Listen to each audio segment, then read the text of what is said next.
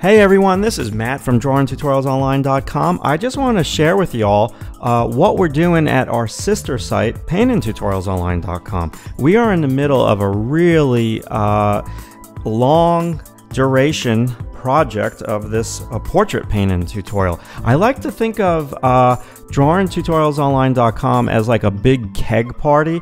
There's so many members over there. It's like one big party. And I like to think of PaintingTutorialsOnline.com as a dinner party with a couple of neighbors.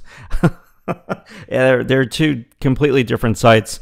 But yeah, just getting back to this tutorial, we're in the middle of trying to teach everybody how to mix out skin tones, how to render out skin tone. And what I want to share with you guys in this short little clip that's going to come up next is the block-in process.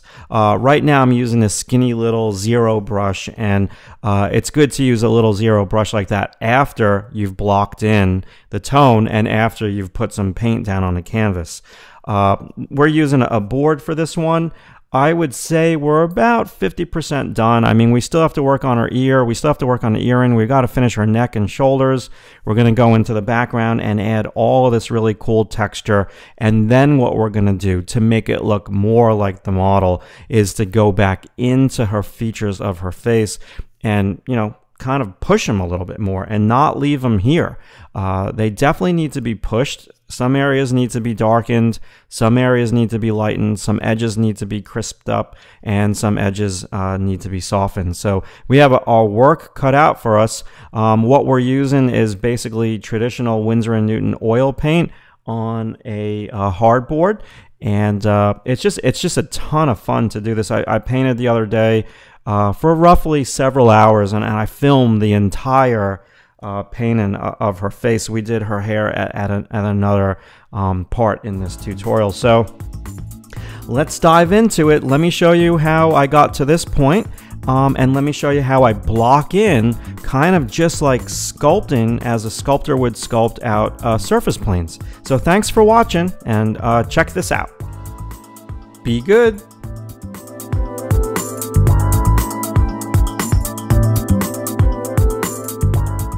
Where the board is not too dry, and this just puts the paint down beautifully.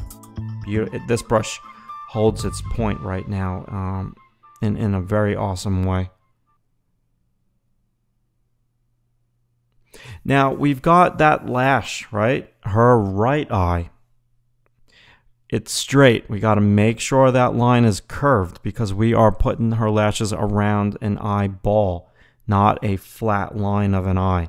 Very, very important. Right now, we've got to get some paint down, but as we progress, we're going to turn that. And her eyelids are not white. Okay, so they have to be set into their socket. Obviously, they have a little light on them, but they're not going to be as white as the forehead. If there's one thing that you pull away from this here today, is that you pull away not to use white everywhere. Okay, we talk about this when I did the drawing of this particular model for DrawingTutorialsOnline.com. We spoke about half of the drawing was eliminated in white paper, okay, because white paper sometimes is the enemy. And even what I'm doing right now, I'm putting on that turning plane. Just the less pure white you can have, the more of a three-dimensional look you'll attain. Big time, big time. So we're just turning the forehead, you know, bridge of the nose is going to turn under as well. And then getting rid of the light on that side of her nose.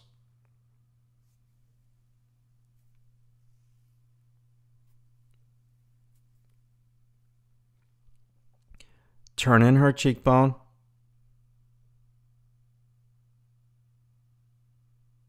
And just giving her a higher cheekbone.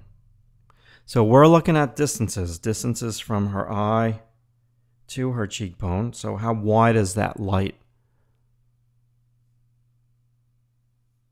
Yeah, she's got awesome cheekbones, this gal. Something we all want. Something we all want. High cheekbones. So now we just have to turn that a little bit more. So right now it's not looking right. It looks like almost like a beard, but when we blend it, it'll lighten up. Drop her hair a little bit, blend her hair right into the cheekbone so you have continuity from top to bottom where the line that separates the light from the dark. Don't even go near the ear yet. We'll compartmentalize the ear. You gotta know how long you have to paint in any one given day, and you don't want to bite off more than you can chew. Like if I started painting the ear, I never would have time to like really render it out. So we just block out the white part of the ear so her whole head has light and shade. And since it's pretty much a light color, it's not going to sink in too much when we go over it. We're just turning her cheekbone more. This is the fun part. It's almost like you're an impressionistic painter and you're chiseling out with these brush strokes each surface plane. Getting rid of white.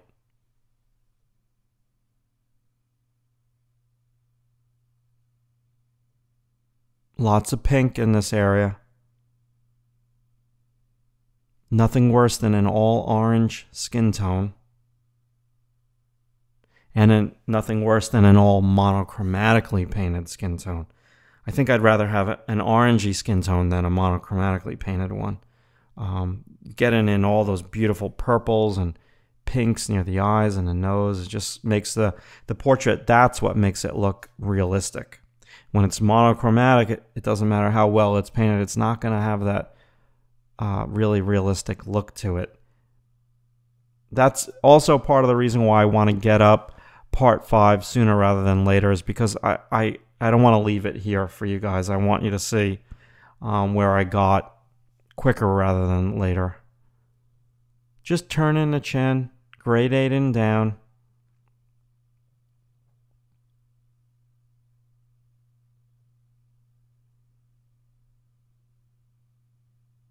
Slowly but surely. This is like the perfect size head. I think the face is like 6 inches tall. It's really a great size for me to work. Not too small, not too big. Beautiful side plane of the nose, chiseling it out. Look at all the colors. So with the limited, if you just were to use the limited mixed palette, you'd be limiting yourself too much. That's why I like to pre-mix the palette and then give myself the freedom of changing it up a little bit and adding all crazy colors. All right, that's it for chapter number 3 of part 4. I'll see you guys in the next chapter.